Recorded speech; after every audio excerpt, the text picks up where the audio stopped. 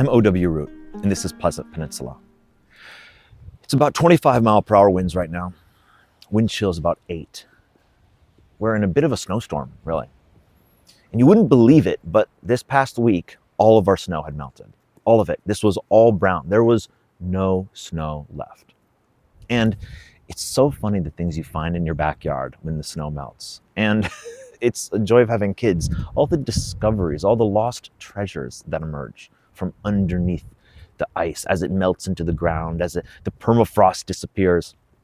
You discover things like markers, Yodo cards, hats, a sock. How'd that happen? How'd a sock get out here? There was a whole rake that we'd forgotten about, frozen deep under the snow. And how does it happen? I mean, it makes you think, man, I really need to clean my backyard more often. But it happens so quickly. You know, one day it's fall, and the next day you get 12 inches of snow, and then it never lets up. That rake just disappeared. That sock disappeared. And it's funny. I mean, all these things these hidden treasures that emerge from your backyard. But there's also some sort of metaphor there. There's something to think about. When winter comes, we hunker down and things are forgotten. I mean, those things hunker down in the backyard in a certain sense under the ice. And as the warm weather comes and it warms our hearts, warms the spring, we discover things in ourselves, new mindset, new feelings, often more positive feelings. And right now, I wouldn't say this weather inspires particularly spring-like positive feelings, but there is some sort of metaphor there. As winter fades away, we discover things that we'd forgotten for the past few months. And that's the metaphor of the the forgotten treasures hidden under the ice in the backyard.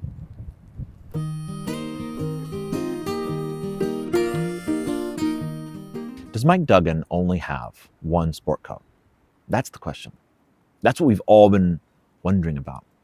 Go over to Google and search Mike Duggan and take a look at the photos. Take a look at what he's wearing. And you'll notice something. It appears as though in almost every photo, he is wearing the same sport coat. And it is a fairly hideous sport coat. It appears the fire just went out as well.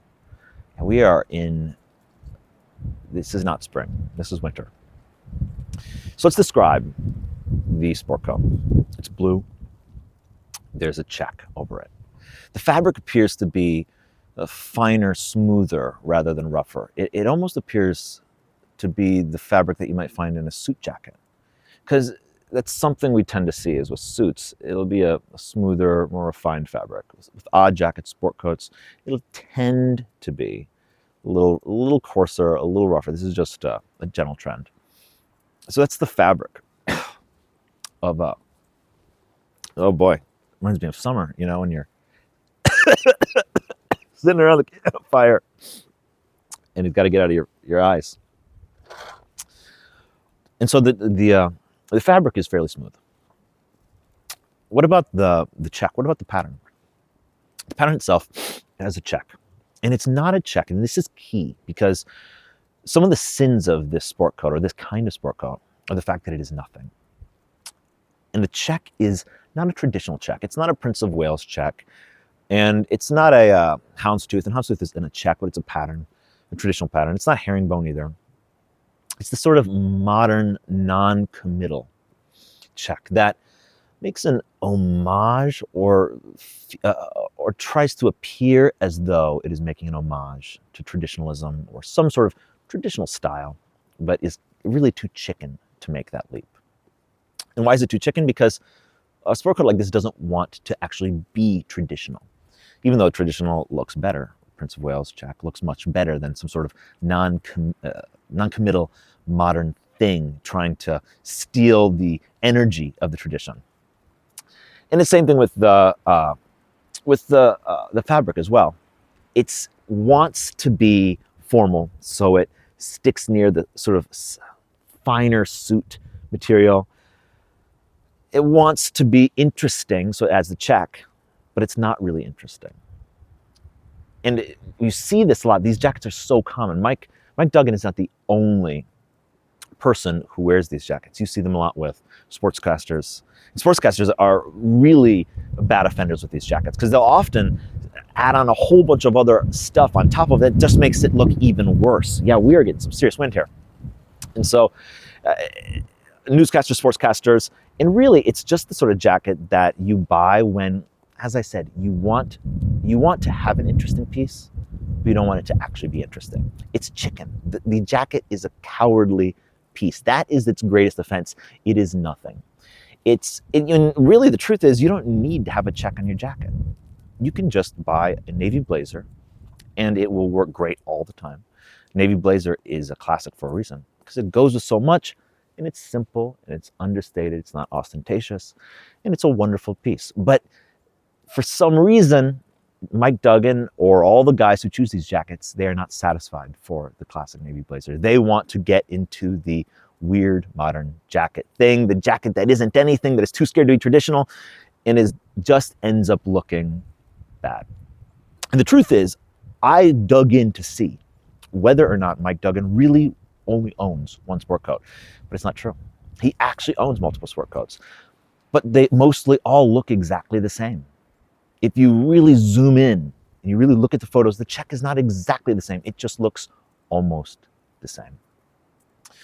He has a fleet of these jackets, these modern jackets that are too scared to be traditional, yet want to be interesting, but end up totally uninteresting, absolutely nothing, and they really should just be put away for good.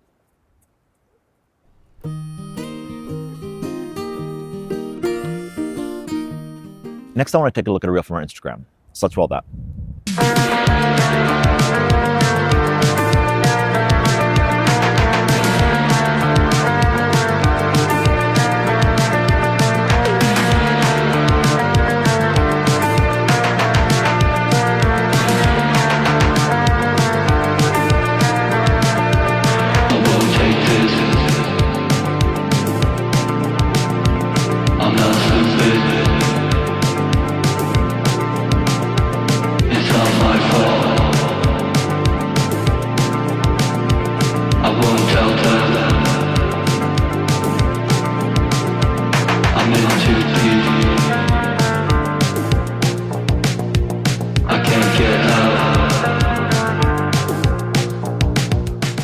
The stat is incredible. Only 1% of our maple trees in Michigan are tapped. Only 1%. I mean, we always think about Canadian maple syrup, but just like the reel says, we have more than enough trees to produce our own maple syrup, local maple syrup, Michigan-made maple syrup.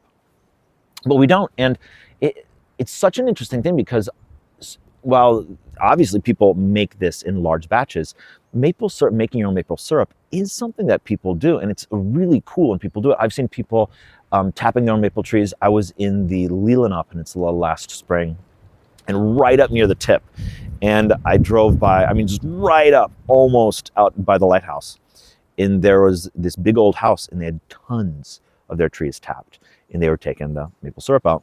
And it's so cool because when you're able to do that, it's a seasonal, traditional thing. And I mean, just what a cool thing it's like getting your eggs from your own chickens, getting maple syrup, making your own maple syrup at a certain time each year from your own trees. What a cool way to really interact with your natural environment and really use the trees, use what you've got on your land. Don't just go to the store, use your own trees. And oh my gosh, look at that. It is like, it is pretty tough. It's summer with this smoke here. But yeah, maple syrup, that is a great thing to do if you've got maple trees. And I've got a maple tree right over here. I'm thinking maybe I need to do that this spring if I can find it within me. I'm O.W. Root from Michigan Enjoyer.